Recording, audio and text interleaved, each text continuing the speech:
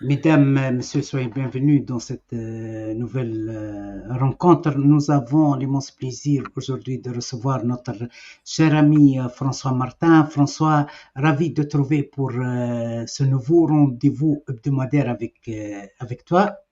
Bonjour Abdeljelil, toujours très content de venir dans cette Mais, instance où on respire l'air pur de la liberté d'expression, Merci beaucoup. qui n'est pas Et si fréquent. moi, j'aimerais bien préciser quelque chose, François, parce que je vois parfois quelques commentaires et par respect aux auditeurs, j'aimerais bien préciser que je ne suis pas tenu par l'obligation d'inviter des gens qui partagent les mêmes idées que les miens, les Bien sûr, mêmes appartenances politiques que le mien. Je absolument. respecte la diversité, chacun est libre dans ses idées et Oui, je reçois parfois des gens de droite, des gens de gauche. Je bien ne sûr, reçois jamais des gens fascistes, je ne reçois jamais des gens racistes, sionistes, ça, etc. c'est C'est ça. clair, mais la liberté d'expression Ben oui, est garantie. Est garantie. et je vais même plus loin que toi, mon cher ami. Tu ne peux progresser que si tu parles avec des gens qui ne pensent pas comme toi, parce que sinon tu n'apprends jamais rien. Alors, notre Oui, but, c'est d'apprendre et de comprendre. Quand moi, j'écoute des gens qui ne partagent pas mes idées, du coup, je me mets dans leur tête et je me dis, attends, pourquoi il dit ça? Et du coup, je progresse parce qu'il y a des oui, choses que je n'ai pas comprises et que je comprends. Mais pour ça, il oui. faut accepter de parler avec des gens qui pensent différemment. Voilà, c'est très Oui, simple, oui, en fait.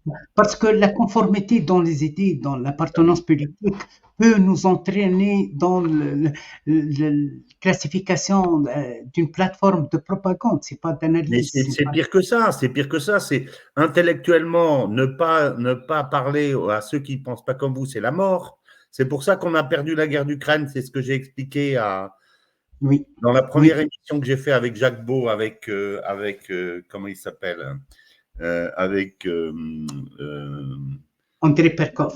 avec André Berkoff. J'ai dit qu'on avait perdu la guerre parce qu'on avait sous-estimé notre adversaire, parce qu'à aucun moment on s'est demandé qu'est-ce que les Russes voulaient, qu'est-ce qu'ils pensaient. On ne s'est jamais mis dans leur tête.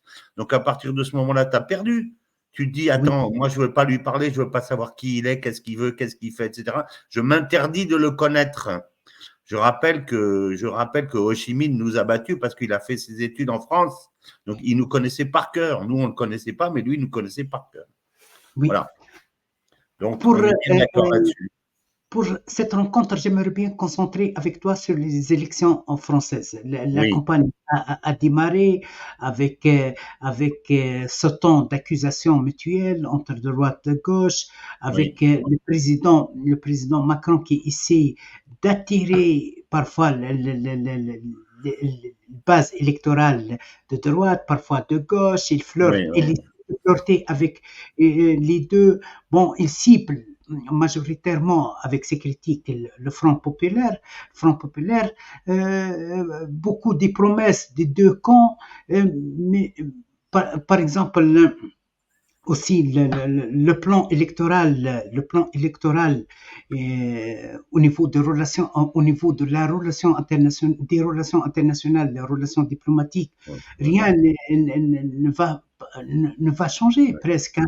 Le Rassemblement national affirme oui, qu'il n'y aura pas un grand changement, il y aura oui, consolidation oui, des choix pris par Macron, surtout oui, vers la Russie, vers le Gaza, vers l'Europe. oui, Même chose au Front populaire, oui, oui, on évite d'évoquer, par exemple, la défaite de la diplomatie française oui, dans oui, le oui, traitement du sujet ukrainien, etc. oui. Mais cette campagne aussi vient dans un contexte de décrochage social et économique et financier, Oui, très grave. surtout avec l'avertissement adressé par la Commission européenne à la France, puisque vous avez dépassé le plafond C'est ça. déficit budgétaire autorisé. Comment tu vois la situation? Quels sont les Alors, défis, quels sont les risques, quels sont les paris d'après toi, bon, François? d'accord. Alors, moi, je vais te dire, c'est pas que je ne vois pas les choses comme toi, mais je ne vois pas les choses sous la même forme. C'est-à-dire, je voudrais replacer ça dans un contexte général et je vais prendre une comparaison qui va peut-être étonner les gens qui nous écoutent. si tu veux, moi je suis, tu sais, un très bon connaisseur de l'Afrique depuis très longtemps. J'y suis né, j'y ai passé 40 ans de voyage, etc. Et j'assistais récemment à une conférence d'une grande spécialiste de l'Afrique que j'aime énormément, qui s'appelle Niagale Bagayoko. Et elle expliquait qu'on vit aujourd'hui une nouvelle forme, ce qu'elle appelle un néo-panafricanisme, que je différencie de celui qui est prôné par Nathalie Yamb, que je trouve qui est extrêmement caricatural et radical, et même racoleur.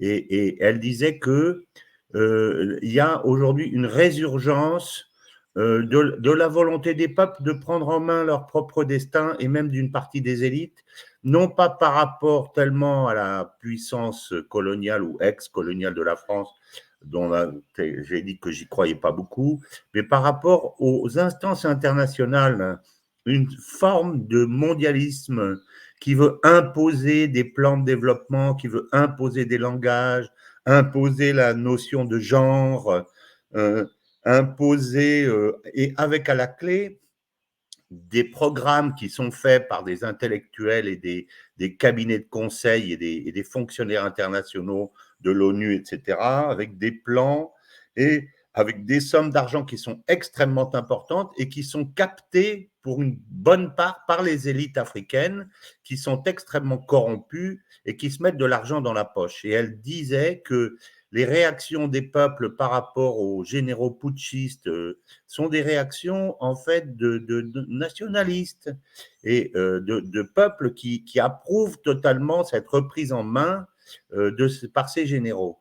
Et il se passe, à mon avis, la même chose en Europe. Ce dont on assiste avec la poussée de ce qu'on appelle l'extrême droite, qui n'a rien d'extrême droite, il n'y a rien d'extrême droite, enfin, Marine Le Pen ne fait pas le salut fasciste, que je sache, le salut nazi, mais on diabolise parce qu'au-dessus, il y a des plans décidés à Bruxelles, des décisions prises à Bruxelles, l'imposition de normes ou de choses qui viennent des États-Unis, avec les grandes puissances financières, etc. Et les peuples en ont assez. Et il y a une résurgence aujourd'hui du patriotisme dans un certain nombre de pays, et en particulier en France. En particulier en France, les peuples veulent être maîtres chez eux. Les Maliens veulent être maîtres chez eux et les Français et les Européens veulent être maîtres chez eux. Et ça, c'est véritablement un grand changement. Alors, ça se traduit, entre autres, par le fait de vouloir contrôler l'immigration.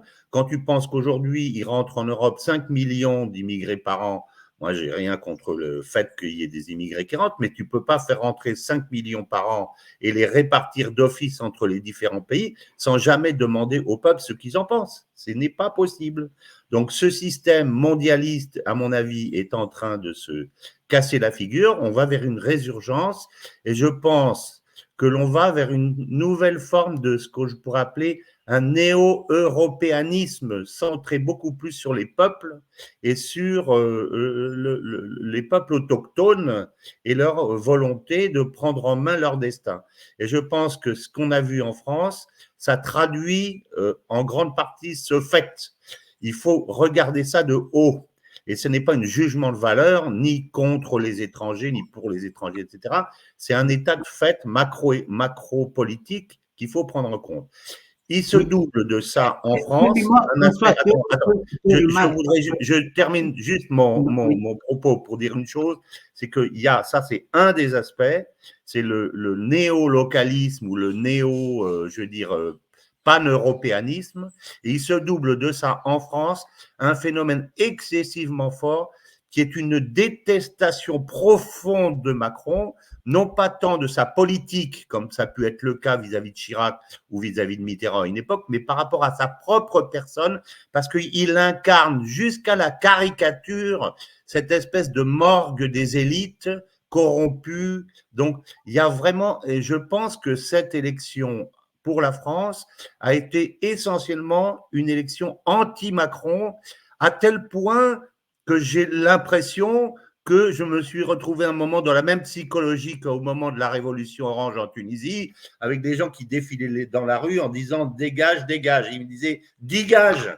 qu'est-ce que vous pensez de M. Ben Ali? Dégage. Alors, moi, je les verrais défiler dans Paris en disant dégage, Macron, dégage. Voilà un peu, si tu veux, l'humiliation populaire est tellement forte, elle a été tellement développée à cause de ce que j'ai dit, et la pauvreté et la baisse du pouvoir d'achat est un seul des éléments. Mais quand tu penses que les agriculteurs dont tout sait à quel point ils sont populaires en France, les petits agriculteurs qui s'en sortent pas à cause de la politique de Bruxelles, on leur a donné 150 millions et le même jour, on a donné 3 milliards à Zelensky, le même jour. On pouvait dire à Zelensky, attends mon gars, on va te le donner dans 2 semaines, un dimanche soir, et puis personne ne le saura. On l'a dit. Donc ça veut dire quoi? Ça veut dire que le président, quand il fait ça, il dit à ses agriculteurs, je vous emmerde. Excuse-moi du terme, mais c'est ça que ça veut dire. C'est une morgue et une fête de dire, mais vous ne comptez pas, les peuples, vous ne comptez pas, on ne veut pas savoir ce que vous voulez ni ce que vous faites. Et bien, ce genre d'attitude, ça ne marche pas en Afrique et ça ne marche pas en Europe et ça ne marche pas en France. On est parti dans un autre contexte je dis ça parce que toute la suite que tu vas voir avec les élections, la dissolution, etc., dont on va parler après si tu veux, à mon avis, il faut le concevoir dans ce contexte-là. Si on ne comprend pas ça, on fait des erreurs en disant, ben là, regardez, les Français sont devenus racistes, fascistes, c'est pas ça le problème. Moi, les Maliens ne sont pas devenus plus racistes ni plus qu'ils l'étaient avant, mais ils veulent leur destin et ils ont raison. Voilà. Oui, j'ai deux questions, deux auditeurs. Il aime t'adresser deux questions. Hatem, il te dit, vous êtes en train de concentrer la campagne électorale, votre vie politique en tant que Français sur l'immigration. Vous oubliez que vous êtes aussi un peuple d'immigration. Vous êtes partout dans le monde, en Afrique, des millions de Français, en Suisse, en Belgique, en Bretagne. Vous êtes partout et vous êtes en train de diaboliser l'immigration.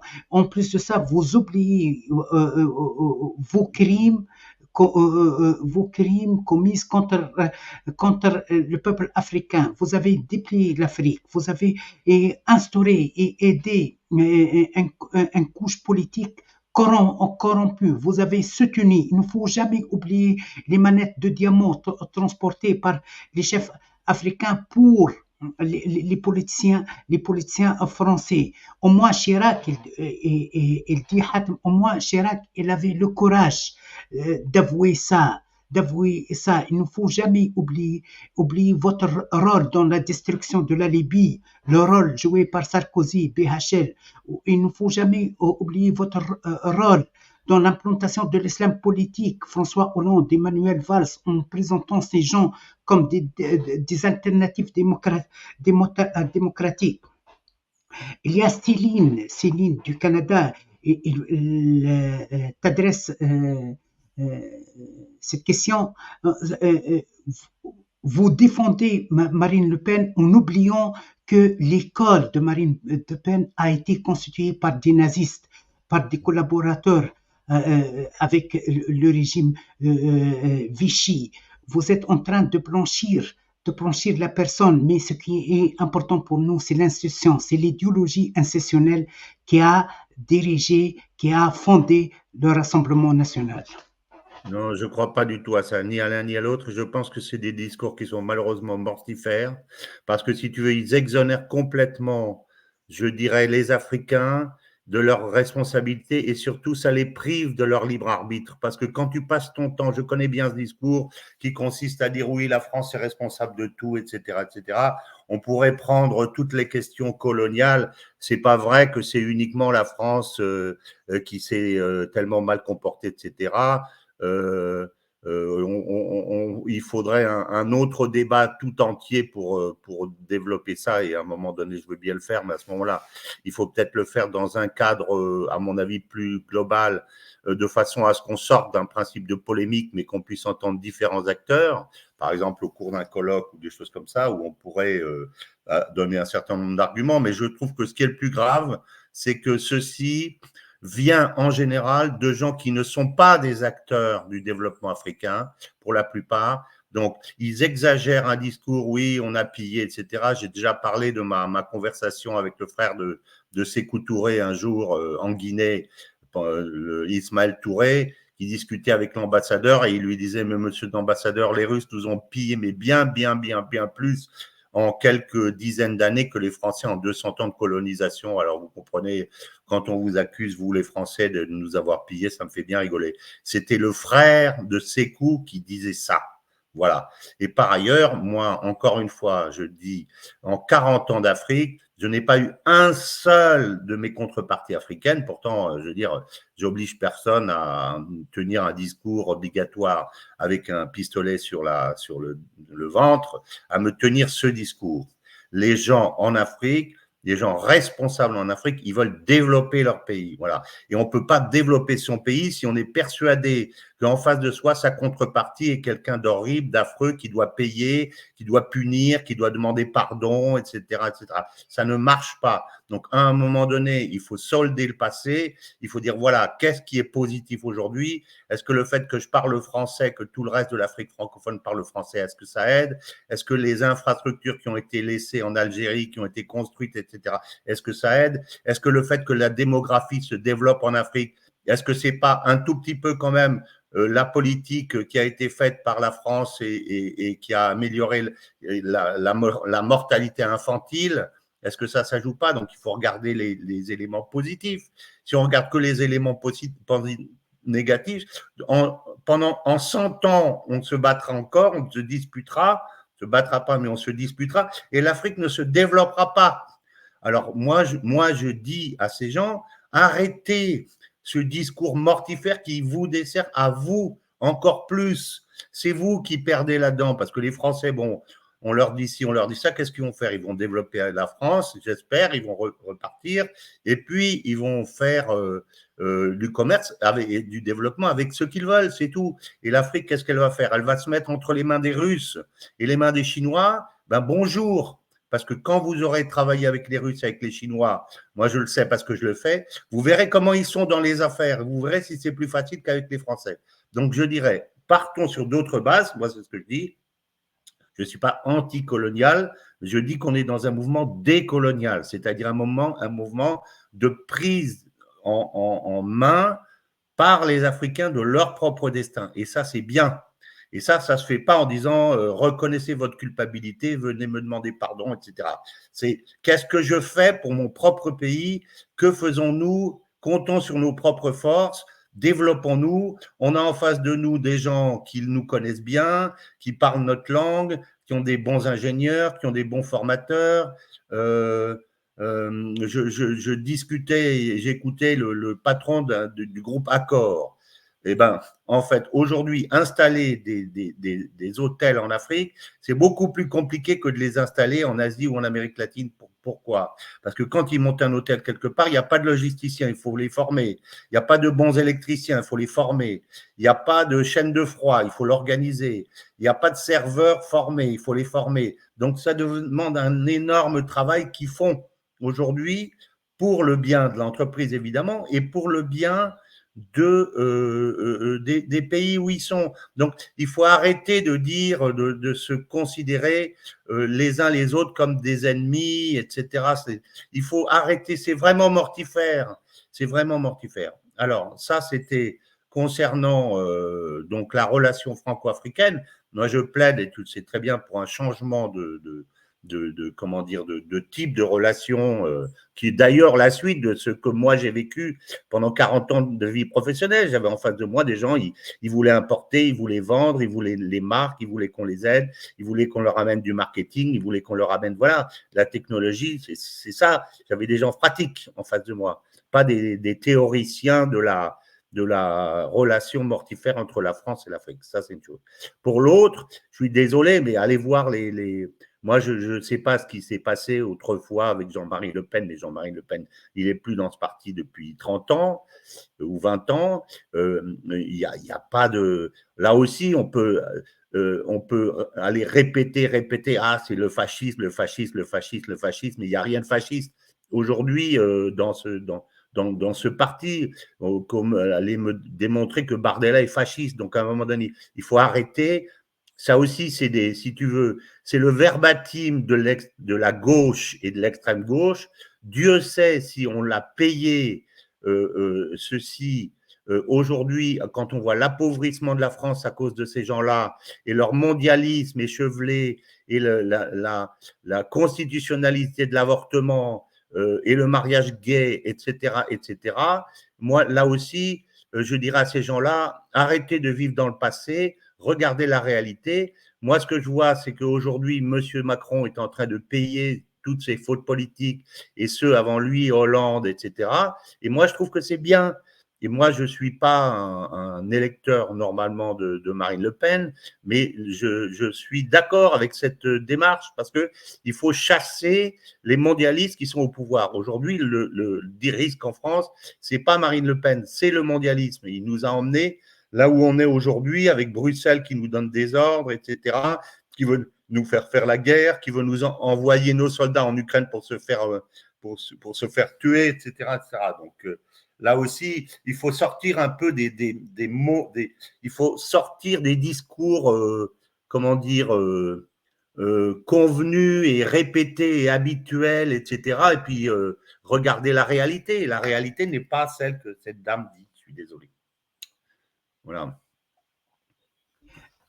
Concernant François, j'aimerais savoir les déclarations de Bardella qui a confirmé qu'il ne va changer rien au niveau des choix diplomatiques internationaux, Oui, surtout oui, oui. Implicitement vers ce conflit ukrainien. Est-ce que vous allez continuer, Oui, alors, d'après vous, est-ce qu'il va continuer puisqu'il est susceptible de non, gagner alors, l'élection? il faut se mettre du bon sens aussi là-dedans. Bardella, il n'est pas là pour changer les choses. Bardella, il est là pour préparer la future élection présidentielle. Quand c'est un président qui est au-dessus de toi avec, je dirais, des pots de banane dans une poche et du savon de Marseille dans l'autre pour te savonner la planche sur laquelle tu marches, tu n'engages pas les grandes réformes. Tu engages les grandes réformes le jour où tu as le pouvoir, c'est-à-dire la présidence de la République pour ton parti. C'est là que tu engages les grandes réformes. Donc, il n'y aura pas de grandes réformes qui seront faites par Bardella. Bardella, il va faire deux choses. Il va préparer l'élection présidentielle. C'est ça son travail. Donc, il va prendre les mesures qui sont comment dire, qui seront populaires pour les Français. La première, c'est de retrouver un pouvoir d'achat. Il est scandaleux qu'aujourd'hui, les Européens payent un prix de l'électricité qui est le prix de l'Allemagne, alors qu'on a une des électricités les moins chères du monde. Et il y a des sociétés, le pacte européen d'électricité fait que EDF vend pratiquement à son coût son électricité à des officines qui les revendent très cher et qui ne font rien que acheter, mettre de l'argent dans la poche et vendre. Parce qu'il faut vendre au prix auquel l'Allemagne le vend. Donc ça, c'est scandaleux que les Français se fassent, je veux dire, il y a des milliers de boulangers, de petits commerçants qui ferment partout. C'est un scandale. Donc ça, c'est un premier point. L'autre point, c'est ce que j'appelle la pravda, c'est-à-dire l'audiovisuel public qui devrait, payé par les fonds publics, qui devrait faire, disons, à égalité les différents partis. Or, c'est scandaleusement la gauche qui a 90 ou 95% du temps de parole et la droite n'en a pas. Ce n'est pas possible. Donc, je pense que Bardella proposera la privatisation de l'individuel public. Alors, il y aura Bolloré qui en achètera, et il y en aura d'autres qui en achèteront. Mais si tu veux, on sortira de ce système soviétique, en fait, aujourd'hui. Donc ça va disparaître.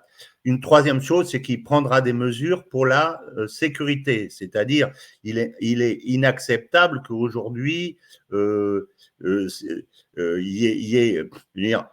je suis français blanc, d'accord? Alors, pour moi, il est inconcevable et inacceptable, si je me mets à la place de tous ces petits Français, que quand il y a un jeune qui sort d'une boîte, il se fasse poignarder par un OQTF qui aurait dû être envoyé dans son pays depuis 3 ans et qui est encore là.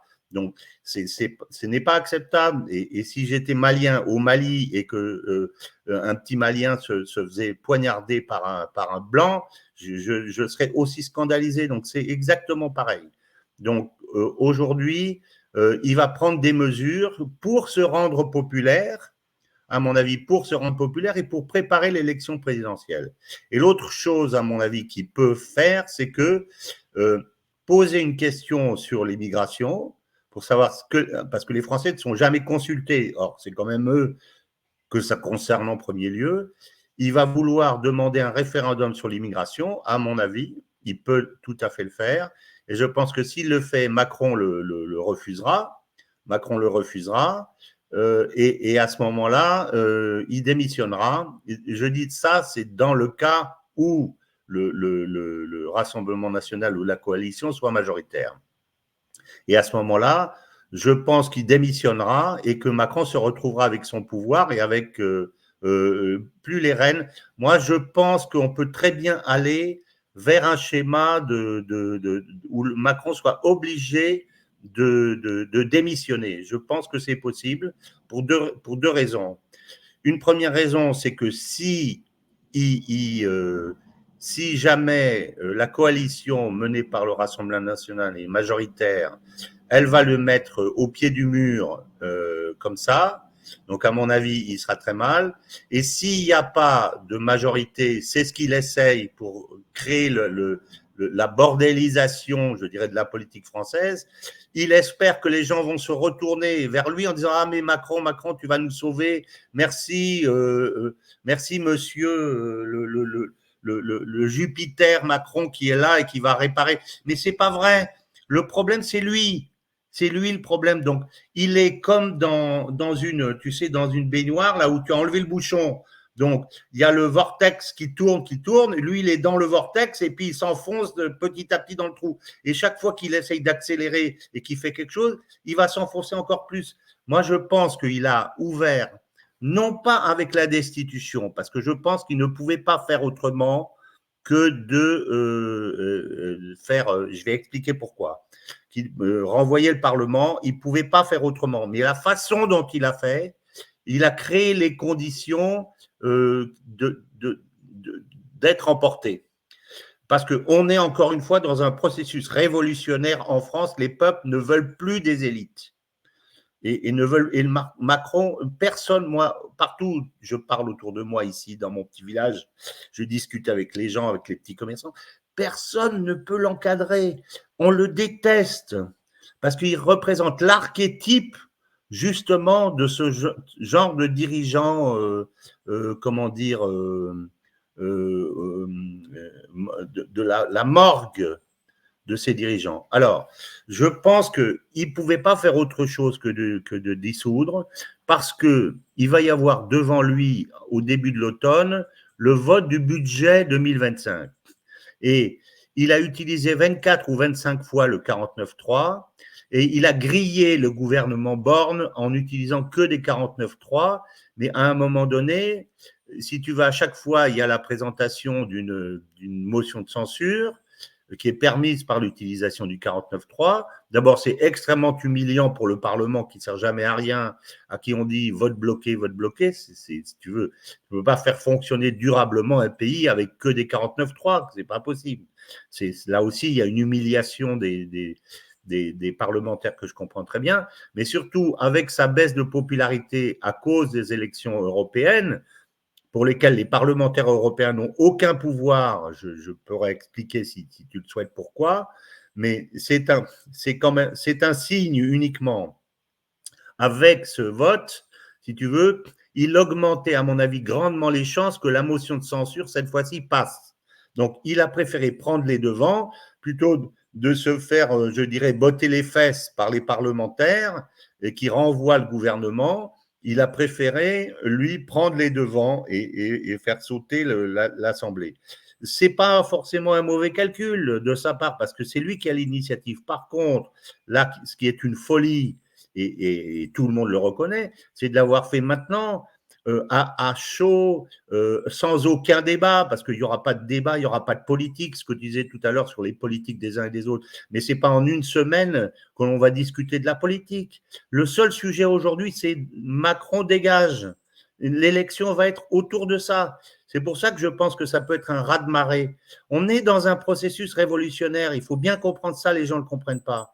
On est dans un processus de la révolution tunisienne. C'est ça que Oui, les gens ne comprennent pas. et c'est pour cela, permets-moi François, c'est pour cela qu'il y a beaucoup d'observateurs qui croient à une révolte populaire, et surtout en France et en Europe, face à ces choix économiques, politiques, Bien sûr. diplomatiques, etc. Est-ce que tu penses qu'il y aura ce risque, cette Ben, je éventualité? dirais que le vote en faveur de Marine Le Pen, c'est justement la réponse canalisatrice. Je pense que ce que tu disais, ça serait vrai si aujourd'hui il n'y avait aucun leader. Alors, tu peux dire ce que tu veux de Marine Le Pen, de Bardella, etc. Mais si tu veux, ça donne un choix canalisé. Donc, à mon avis, je vais dire, pour la politique française sur ce plan, pas forcément sur le fond, mais sur ce plan, c'est une bénédiction parce que ça permet aux gens d'exprimer leur mécontentement profond contre le leader en ayant une alternative, en disant ben, on va faire élire ces gens-là pour dégager Macron. C'est dans ce sens-là que je dis. Mais on ne parle pas de débat sur le fond. Moi, je ne suis pas d'accord avec beaucoup de choses de Madame Le Pen sur le fond. Mais aujourd'hui, si l'objectif, c'est de mettre M. Macron dehors, c'est comme ça qu'il faut faire. Moi, je fais une comparaison avec le rugby. Tu sais, il y a deux équipes qui poussent. Il y a l'équipe de France et en France, il y a l'équipe d'Angleterre. Qu'on dit toujours, on déteste les Anglais au rugby parce que c'est nos meilleurs ennemis. Alors, on pousse, et les Anglais, ils sont en train de reculer. Et ils ne sont pas très loin de leur ligne d'en but. Le but, c'est de pousser. Et tout le monde doit pousser pour les remettre dans la ligne d'en but. Et puis, on leur met un bel essai, on les fout dehors de la compétition. Et après, on discute pour savoir ce qu'on veut. Moi, je dis à mes amis intellectuels qui disent non, attendez, il ne faut pas voter pour le rassemblement. Vous comprenez? Je dis, mais ce n'est pas la question. La question, c'est est-ce que vous voulez conserver encore Macron 3 ans de plus? Vous avez la possibilité de le foutre dehors. Et je pense que si c'est ça, Macron va être très embêté. Pourquoi? Parce qu'il va se retrouver avec les Jeux Olympiques et il va aller soutenir l'équipe de France. Il va arriver sur la tribune et le stade entier va crier « Ouh, Macron dehors, Macron dégage », etc. devant les caméras du monde entier. Mais il a fait une connerie, mais monumentale. Alors qu'il aurait dit aux Français, ben écoutez, il y a vraiment un problème de représentativité en France, je le comprends et je le conçois très bien. On va laisser passer les Jeux Olympiques, on va faire ça en paix parce que les Français ont le droit de voir des belles choses et puis c'est la chance qu'on a pour la France, l'image de la France. Et puis à l'Assemblée, je dissoudrai et puis à ce moment-là, on remettra les choses sur la table. Mais cette façon de faire, c'est pas le fait d'avoir dissous, à mon avis, c'est la façon dont il a fait la précipitation. Il a montré qu'il lui manque les 2 qualités principales ou les 3 qualités d'un chef d'État. Les principales, c'est la patience. Il faut être patient. Poutine est incroyablement patient. C'est la patience, le premier. Le deuxième, c'est la prudence. Tu as entre les mains un trésor. Le trésor, c'est la France et les Français que les Français t'ont confié. Tu dilapides pas ton trésor comme ça en prenant des décisions imprudentes. C'est la prudence. Et la troisième, c'est le sang-froid. Il a manqué de patience, de prudence et de sang-froid. Et il a montré que c'était un petit gamin qui prenait des réactions à chaud. Et en plus, il le dit en disant, je leur ai mis une grenade dégoupillée dans les pattes, on va voir comment ils vont se débrouiller. Mais enfin, si tu veux, si. Pour moi, ce type est fichu.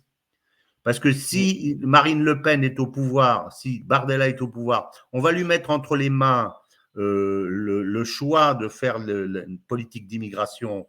Il ne va pas vouloir, Bardella, il va se retrouver sans gouvernement, il ne pourra pas gouverner. Si le RN ne veut pas gouverner parce que Macron ne veut pas accepter dans le bras de fer. Et si la France est ingouvernable, on ne va pas dire merci Macron de nous sauver, on va dire c'est toi qui as mis la situation comme ça. Non, à mon avis, je pense que Macron est fichu. Voilà, moi je pense qu'il est fichu. Les gens ne se rendent pas compte, mais dans un processus révolutionnaire comme ça, si, je dirais, le RN manœuvre bien, je pense que ça va se terminer comme ça. Macron a fait une erreur. Il y a un barrage avec de l'eau accumulée. C'est le mécontentement populaire et l'humiliation populaire. Un barrage extrêmement haut, extrêmement fort. Et le fait d'avoir dissous, ça a créé une fissure. Et bien, quand tu as une fissure dans un barrage, le barrage explose et ensuite, c'est le déferlement du mécontentement et accumulé depuis, et les petits retraités qui vivent avec 800 € par mois, etc. Dans un pays où les riches se ventrent, c'est pas acceptable. Pour les Français, c'est pas acceptable. Donc, voilà comment un peu je vois le scénario futur. Alors, on n'est pas dans oui, ben regarde la politique, ils n'ont pas dit ci, ils ont dit ça. C'est pas la question. Il faut voir les grandes masses. Oui. Voilà.